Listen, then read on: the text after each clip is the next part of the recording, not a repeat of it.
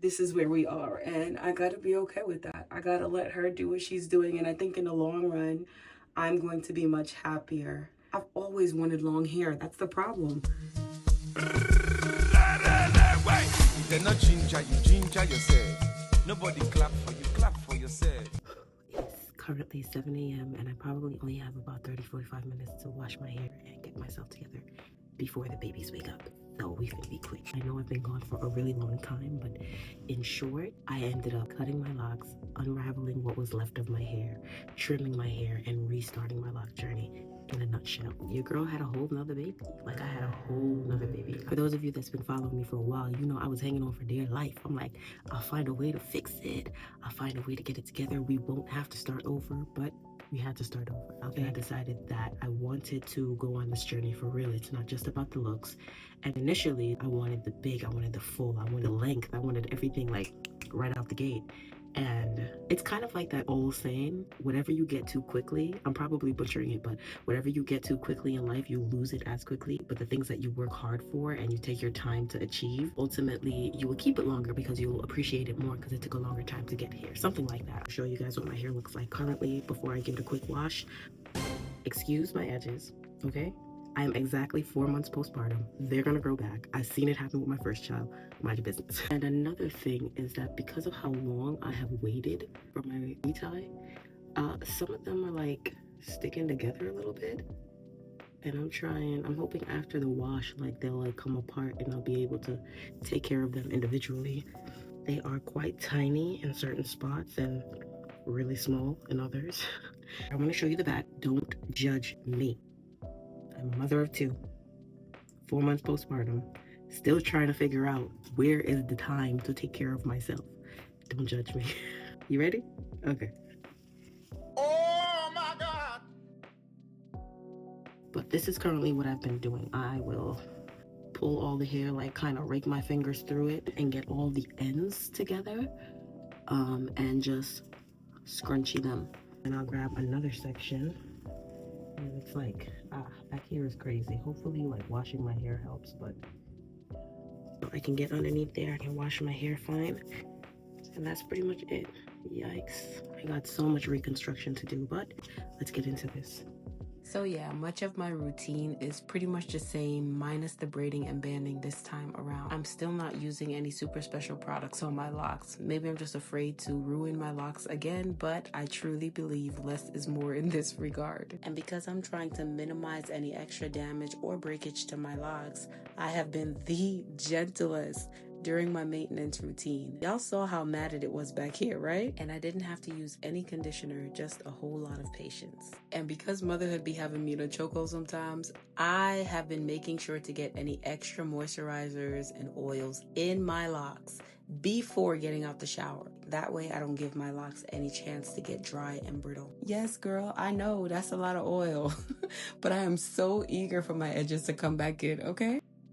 So I used to use a cream-based leave-in conditioner that I would dilute with water just to moisturize my locks whenever they felt dry.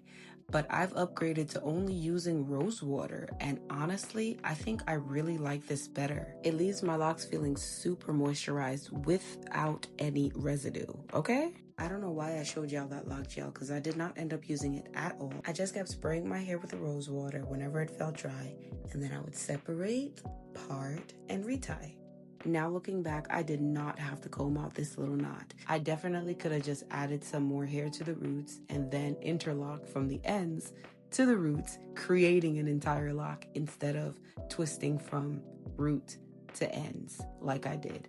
But I wasn't thinking at the time. What I can do going forward is making sure that I do my reties on schedule so I won't have any more major reconstructions to do.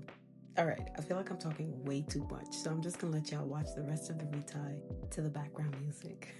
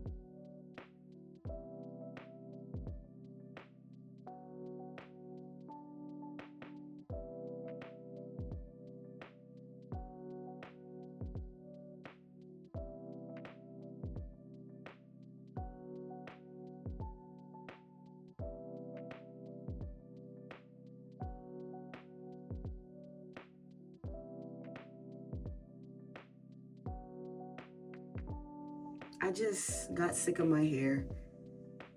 You know, with the pregnancy, the emotions that come with that, a lot of my moms can like connect with me on that. Like, at least for me, I had seasons in the pregnancy where I really didn't feel as beautiful. I just ended up cutting the dang thing, man. I was a little reluctant on starting over because I didn't know what that would look like. If I am going with extensions again, how would I achieve what I was trying to achieve initially? How can I perfect it? And I was doing research, but it just seemed too complicated. My baby's crying. That means I gotta wrap this up. But yeah, it just seemed too complicated. It required more work than I was willing to put out. Being pregnant and trying to chase around my toddler at the time, your girl had enough. I gotta go get him. I'm coming. Are we thinking about locking your hair, EJs? For all my wonderful subscribers, I thank you guys so much for sticking with me. Even though I was MIA for a little while, you didn't leave me. You guys are true ride and dies, and I love y'all for that. The journey is definitely not the same as when we started, but it is still a journey nonetheless. And I'm looking forward to see how my natural hair actually thrives. Can y'all imagine what it's going to give when it drops? I feel like if I cut these ends, it will be like a nicer shape. Can y'all see that? Or am I bugging?